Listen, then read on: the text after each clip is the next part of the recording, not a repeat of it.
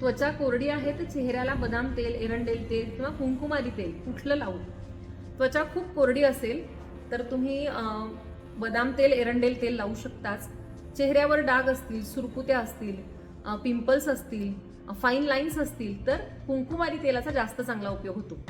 आणि जर हे तिन्ही तुमच्याकडे असेल तर तुम्ही हे मिक्स करून लावू शकता किंवा आलटून पालटून लावू शकता.